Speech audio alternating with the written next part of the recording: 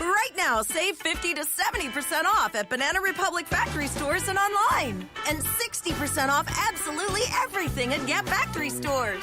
Save even more with 40% off clearance at Gap factory stores. And at Banana Republic factory, all flannel shirts $19.99 and doorbuster scarves $9.99. This weekend only. Search our store locator for your nearest Gap factory and Banana Republic factory store, or shop us online. Blog Talk Radio. Welcome to Nonprofit U, a forum where nonprofit stakeholders can share lessons learned and discuss the latest developments in the industry. My name is Valerie, Leonard, your host, and I'm a consultant to nonprofits, and I specialize in community and organizational development. I work with nonprofit organizations to help them make a stronger impact to their clients and communities, and you can find Nonprofit U on Facebook and Twitter. I encourage you to comment early and often using the hashtags NonprofitU, AME Church, or Church and Community. You can also leave comments on blogtalkradio.com/nonprofit_U. The chat room is open, and you can post comments and questions. In order to use the chat room, you must open a listener-only account, and you'll find a link to open the account on the episodes page. You can also email me questions at consulting@valeriesleonard.com or send messages through Facebook and Twitter. You'll find a Nonprofit U fan page on Facebook, and the Twitter account is @NonprofitU. We'll be taking questions by phone and from our chat room at about the 20-minute mark, and the call-in number is 347-884-8121. Today's episode is the role of the role of the church in community development. We'll discuss the history of the African Methodist Episcopal Church, or the AME Church, and its impact on community and society in particular, and the role of the church in general, and its responsibility to community. Again, we encourage you to call in with questions and participate in live chats at about the 20-minute mark. The call-in number is 347-884-8121. Nonprofit professionals, educators, and community stakeholders are especially encouraged to call in and share your stories. And forgive me for leaving out some of our most important people, our pastors and ministers. Please feel free to call in. It'll be interesting to hear your perspective. Our guest for today is Reverend Elder Tyson III. He's the presiding elder of the North District Chicago Conference of the African Methodist Episcopal Church. The AME Church was founded in 1787 and has a mission to minister to the social, spiritual, and physical development of all people. Elder Tyson is highly involved in the AME Church and the community and civic affairs of Chicago and beyond. His resume is extensive, and time doesn't permit me to share it all, but I'm going to share a few highlights. Elder Tyson is a member of the Board of Examiners for the Chicago Conference, African Methodist Episcopal Church, and he has served as the Vice President and Parliamentarian of the Board of Directors for the Interfaith Organizing Project, or IOP. Elder Tyson has also served as the Treasurer and eventually the President of the Westside Community Development Corporation, and he is a former member of the Board of Trustees for Chicago City Colleges and was recently appointed as Commissioner with the Chicago Public Building Commission. Elder Tyson has served as an advisor to countless members of the church and clergy, as well as to elected officials and community and civic leaders in Chicago, in the nation, and in Africa. And I will add that he's listened to me whine, whether I knew it or not. And he has shared sage advice, whether I asked for it or not. But he has saved me many a time, and he may not know it. So I appreciate that. I want to say thank you for being on the show today, Elder Tyson. It's indeed an honor to have you. Can you tell us a little bit about the AME Church, when it was founded, and some of the impacts the church has made on our nation's public policy, and then more locally to communities with respect to social and economic development? Well, first of all, thank you, Sister Valerie, for allowing me this opportunity to share with you and with your listeners as well. As you've already indicated, the AME Church had its origins, the African Methodist Episcopal Church had its origins in 1787, when a group of worshipers were pulled from their knees and told that they had to wait for white worshipers in St. George's Methodist Episcopal Church to finish praying before they could come and pray themselves. As a result of that, a group of black worshipers walked out of the church and felt it was necessary for them to organize their own place of worship. They started off with a self-help organization, which was called the Free African Society, which had as its responsibility just taking care of some of the social and physical needs of the community based on their faith. And then ultimately they organized the church, which became Bethel, the African Methodist Episcopal Church, and by 1816 was organized into a denominational structure. So this year we're celebrating 200 years of our denomination. Wow. That's staying power. And can you share some of the impact that the church, and when I say the church, I'm now talking about the AME Church specifically, has had on community and in our society over the years? Well, one of the tenets of our faith, which was espoused by our founder, Richard Allen, was this whole idea of self-help.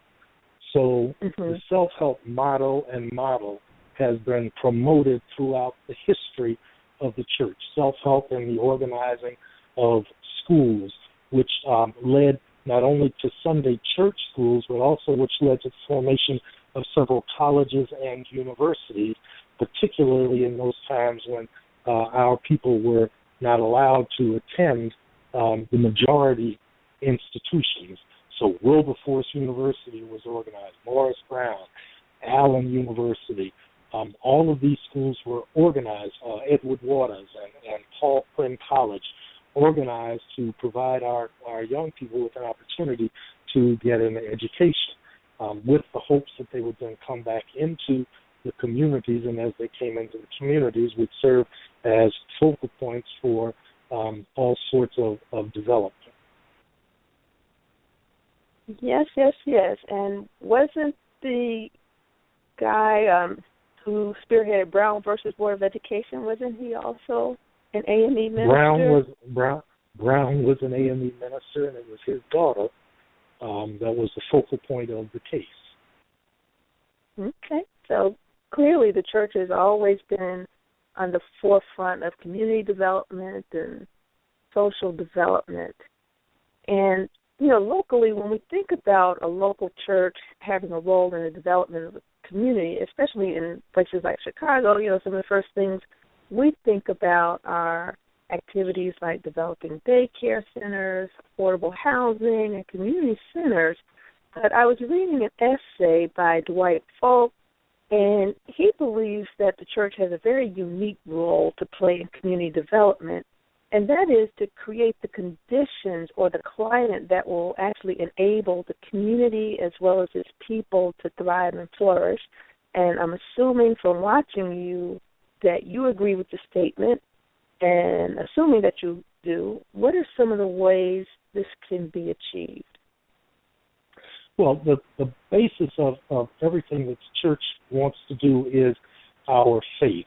So what the church is seeking to do is to create what we would call a beloved community, which starts with faith and then moves to having a vision for what a community can be. Too often, we've allowed our communities to fall behind or be less than what they really could become.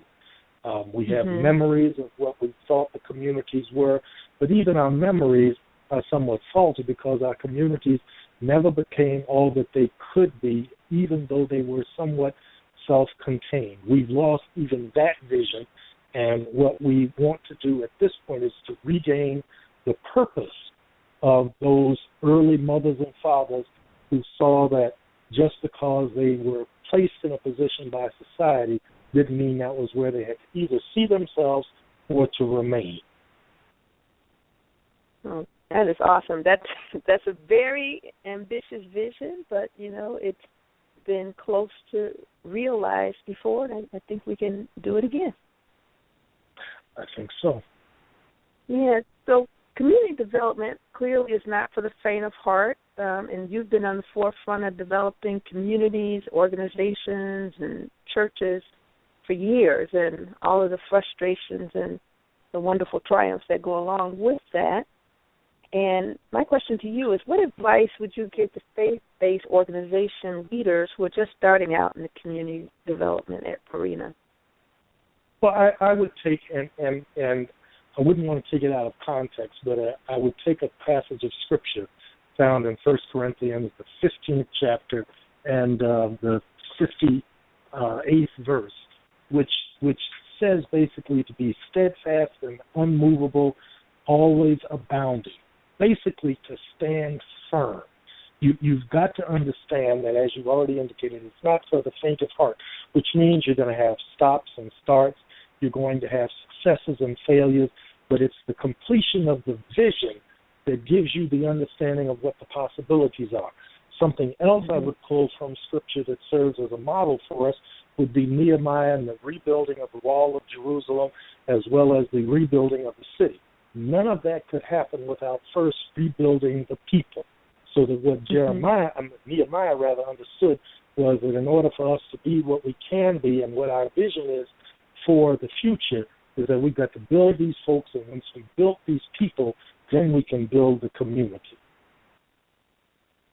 And, the unfortunate thing is, outside of the church, because that growth doesn't happen in 2-year spurts or 4-year spurts, often our elected officials, tend not to focus on that. It's easier to focus on brick and mortar than, I would say, bones and muscle. Yeah, I would agree, because that's more visible. But the question is always is, for me at least, is whether or not that has any long-term value. So if you're talking about building stuff and you're going to be sustained in your building program, so there's always something to build, then there'll always be jobs for folks. There'll always be an increase in an economy that's able to support a neighborhood. There'll be reasons for people to stay where they are instead of looking for someplace else to go to develop some other place, as opposed to that place that has given them life and birth. Yes. So what are some of the common mistakes that faith-based, and I'll even add community-based organizations make when they engage in community development? I think there are 4 that pretty much come to mind immediately, and one of them may be tucked in with another one. One is to be the failure to be inclusive of community needs. I think the vision has to include the whole community. It has to be able to see what those community needs are. In order to do that, you then got to identify all of the stakeholders, bring all of the stakeholders into the understanding of what it is that you're trying to do, what it is you see that needs to be done, and hear from them their perspectives as well, so that they can add to this entire process. A third thing is financing. Whatever you're going to do is going to require some money. And you can't be afraid of what amounts of money are required, but you have to be realistic about money. You have to be realistic about acquiring money. You have to be realistic about the use of money. You have to be realistic about the accountability that money requires. And then the last thing is to not try to overreach. I think sometimes we try to do too much, and we become discouraged when we try to do too much and discover that we are not able to get it all done. So we fall by the wayside because we should have taken a smaller bite in order to get something accomplished that's going to be for the good of the community. That's really good food for thought. I know, the challenge in communities like North Lawndale, where I live, we have so many problems, and we also have so many organizations, and even though we have over 200 organizations in various degrees, I guess, of their development, we still have gaps in service. So another problem that we have is lack of, I guess, solid collaboration. You have a core of groups that work together, but just imagine how much more impact we could get if we could somehow organize all of those organizations to have, I guess, a continuum of service and reach more people.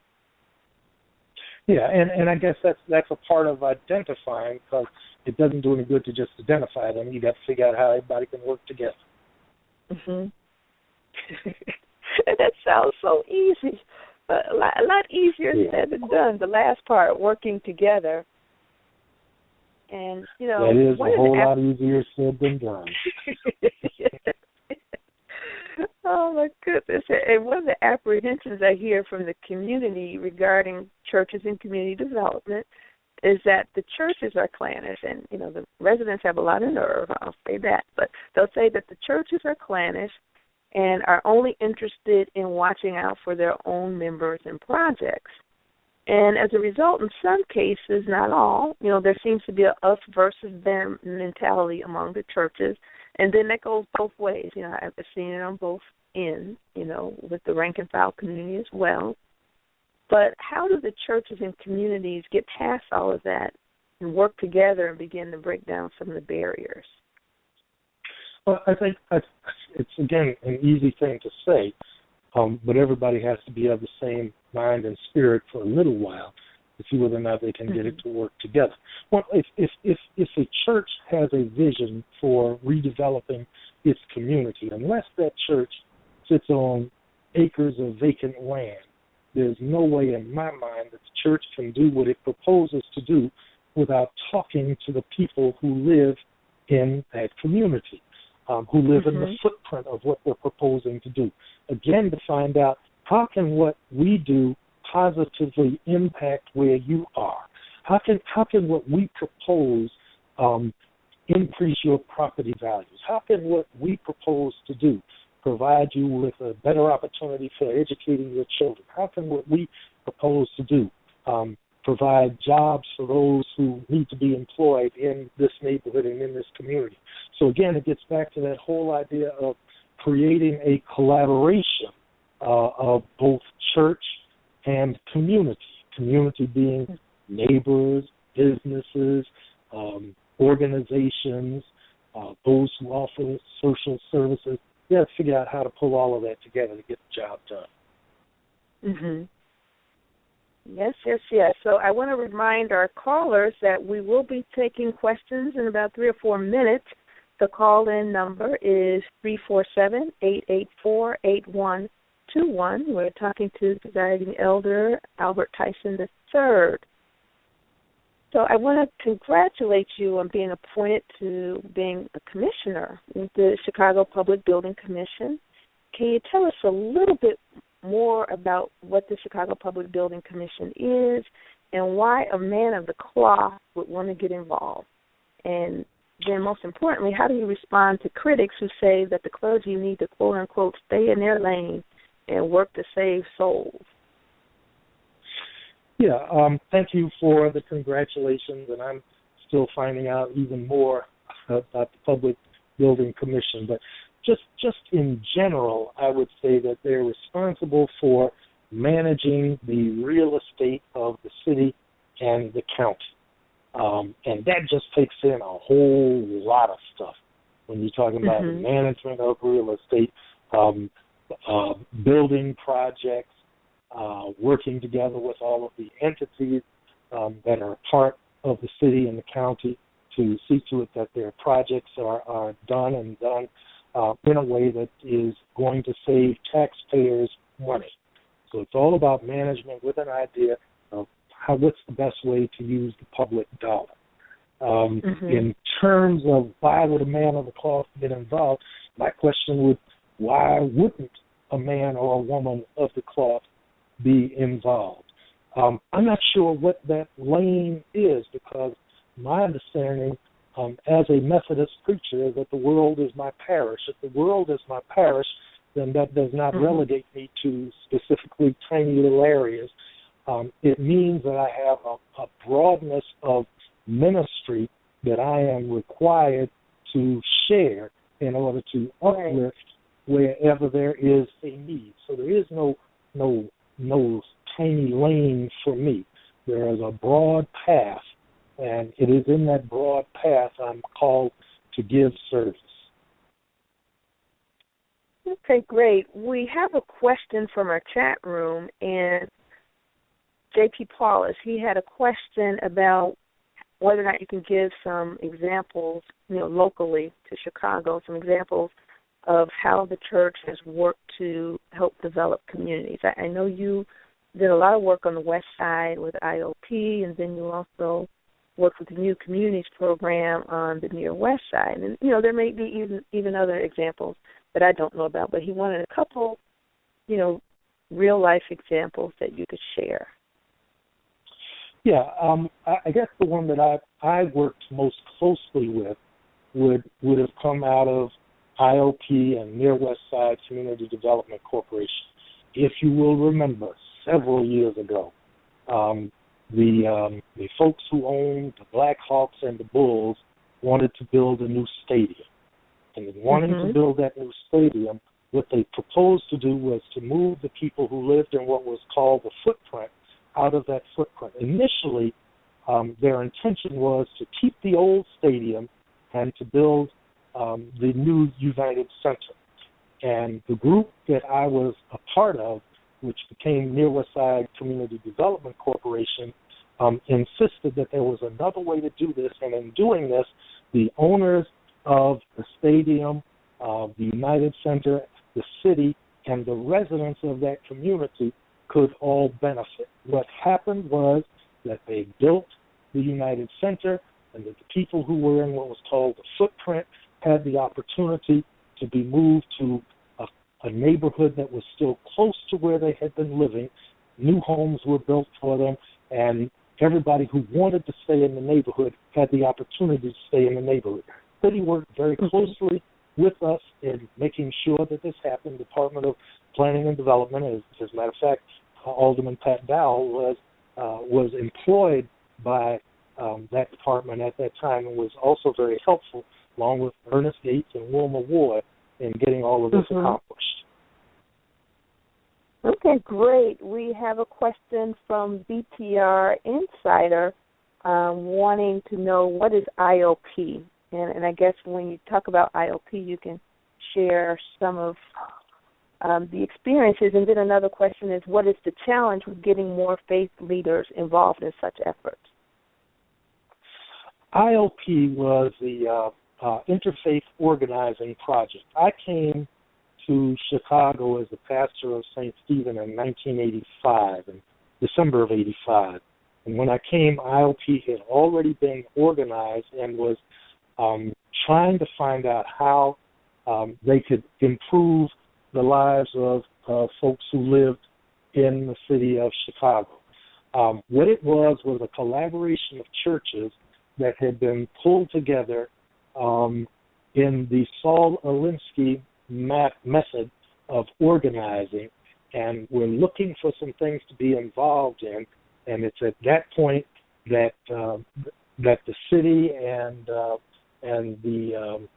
folks who owned the Bulls and the Blackhawks were busy trying to figure out how they were going to put a new stadium in. I don't know if you remember, but at that time they also were talking about bringing the White Sox over to the West Side, and it was that gave reason for existing to the organization.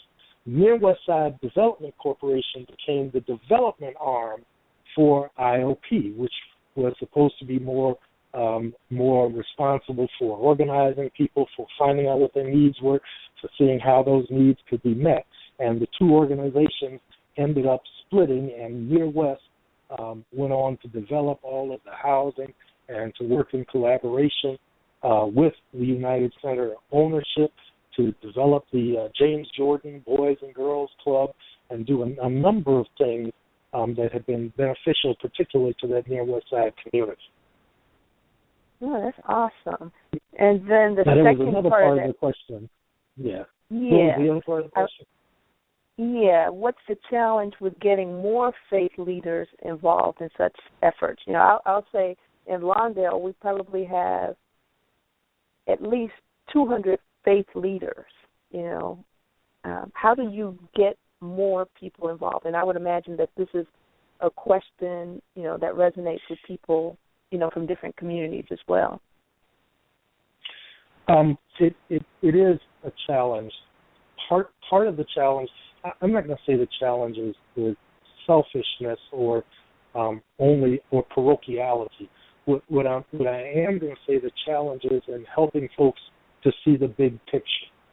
So that when folks are able to see the big picture, what they can understand then is that instead of just getting a slice of the pie, you can get the whole pie. And when you get the whole pie, you can then determine how the pie is going to be split, as opposed to being satisfied with slivers or with crumbs. So the challenge is to get folk to open their eyes wide and see what the possibilities are, instead of just being caught up in the narrowness of a small vision. Okay, I've got a question from Marcus Tab in the chat room, and then there is also a caller. I'm going to take the caller first, okay, and then I'll come back to Marcus Tab's question in the chat room. Okay, we have a caller from area code 331-229-8395. Did you have a question for Presiding Elder Tyson? She or he has dropped the call. So I'll go back to Reverend Marcus Tabb's question.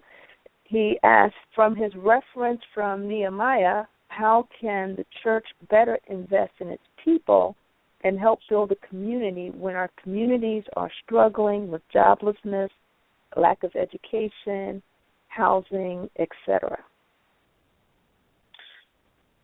Yeah, that's exactly why the church needs to be involved in the community, because of the things that the community lacks.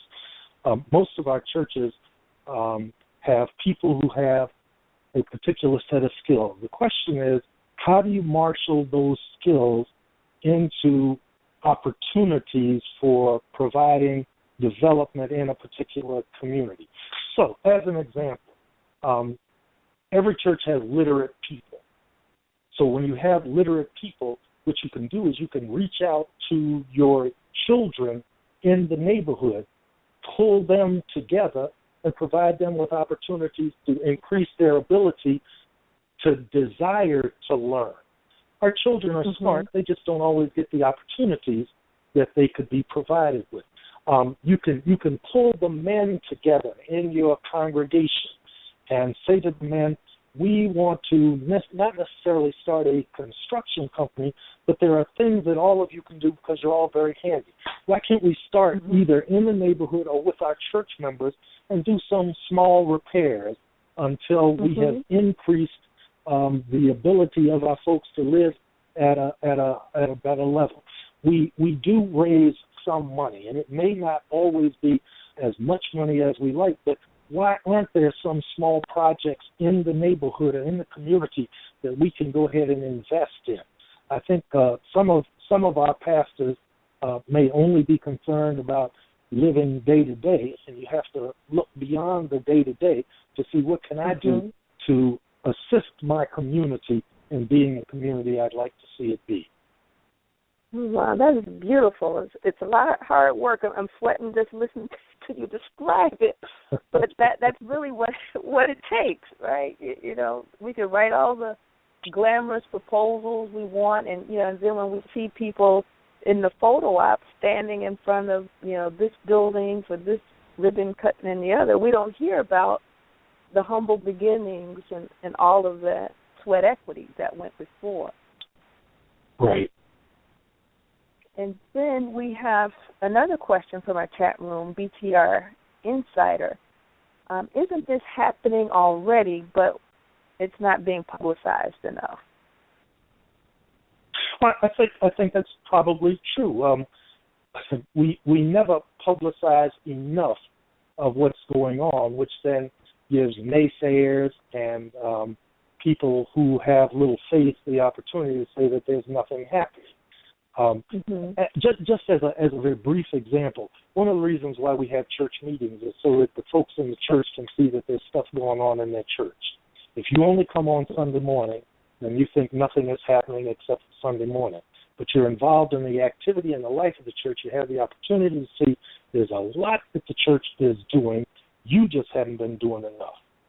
Right. A lot of heavy lifting and fixing lives is really hard work. Okay, we have come to, I guess, our normal ending point of 2:30. There is, one question I'd like to ask you before we go, and this is a question about civic engagement. I think it's pretty timely, right about now. So, assuming that you believe that civic engagement is important to the healthy development of any community, what role do you see the church and faith-based organizations playing in civic engagement, and if you can provide any specifics as to how they can get started? Yeah, I think, and everybody doesn't agree, but I think every pastor ought to be involved in the neighborhood where the church is. So one of the more immediate things that you can do is find out who your alderman is and go to the alderman's meetings. Find out what the interests of the community are, because they will generally be expressed in some way in the alderman's meetings. You can go to the beat meetings of the police or host them in the church and find out what the residents of that community are concerned about. One of the problems that we have in many of our churches is that the churches used to be neighborhood churches. Now, too many of our churches are commuter churches. And because they're commuter churches, there's less of an interest in what's happening in that particular neighborhood. But if that's where the property is, if that's where the building is, then there's got to be some interest expressed in what goes on in that neighborhood. And I think that pastor and maybe small committees of members should be involved in whatever organizations are pushing things to happen in the community where the church is. You can't do that without being involved with the people who are living there. Yes. Okay, and I have another question from the chat room. This is from J.P. Paulus. He says, and if people don't mind staying for an extra minute, wondering, is there a good way to help pastors empower other people to lead the community development effort? In other words, we shouldn't just put all the weight on the pastors. We need to do things to help you guys, help us, right? Yeah. The good leaders make leaders. So it's not just a responsibility that falls solely on the pastor. I think the pastor has a responsibility for being able to identify those folks who can take the vision and run with it, who have skills that ought to be employed and used, not just within the church, but within the community as well. You utilize all the talents and all the skills, and it just makes the job a whole lot easier. But some of that requires both an ardor for it. You got to want to do it.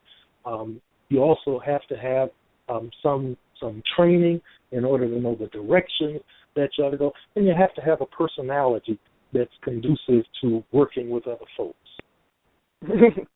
Yes.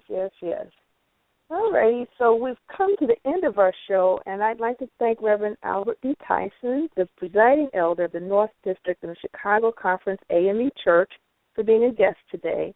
Elder Tyson, would you care to share any parting thoughts, and most importantly, tell us how we can reach you? Folks all over the boards are saying, how can we reach you? How can we reach you? So that's evident that you struck the chord. That's wonderful.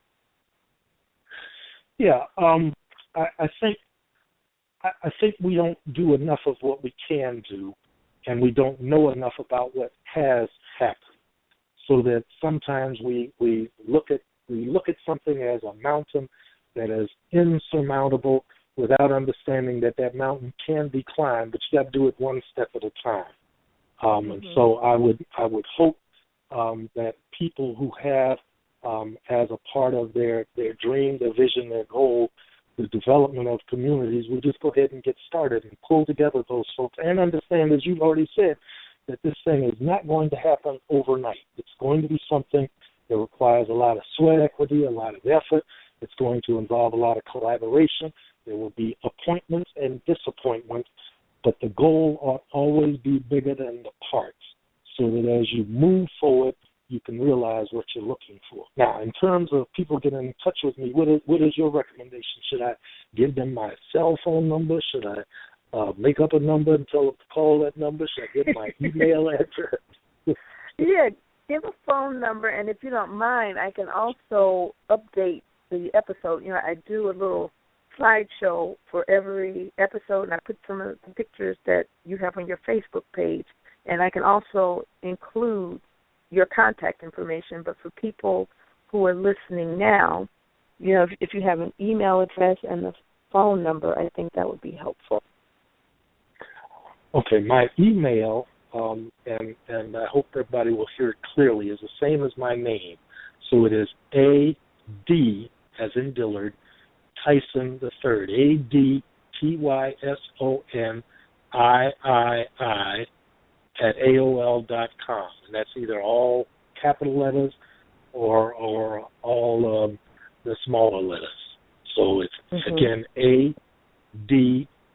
ADTYSONIII at AOL.com. My cell number, and I need to say this before I give it out, I will either answer it or I won't answer it. But if you leave a message, I'll get back to you.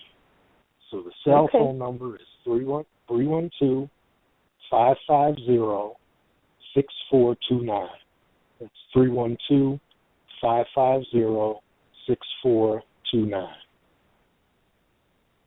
Okay, and then I will make sure that I include a slide on this episode so that people who listen in the future can have that handy as well. All righty. So I want to thank our listening audience for listening to Nonprofit U Blog Radio Talk Show. The talk show will be available for download within about an hour. And I encourage you, strongly, listen to it again and then share it in your networks.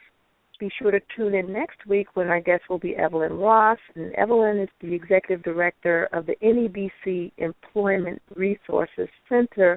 She works with youth and figures out ways to place them in jobs that will lead to industry-recognized certifications. So I'm looking forward to yet another lively discussion next week. So until then, take care, and thanks again, Reverend Tyson. All right. Thank you very much. Okay. All right. Bye-bye. All right. Okay. Bye-bye.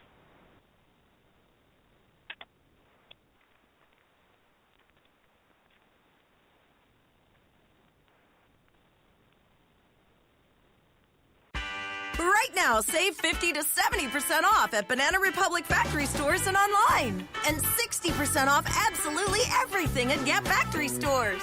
Save even more with 40% off clearance at Gap factory stores. And at Banana Republic Factory, all flannel shirts $19.99 and doorbuster scarves $9.99. This weekend only.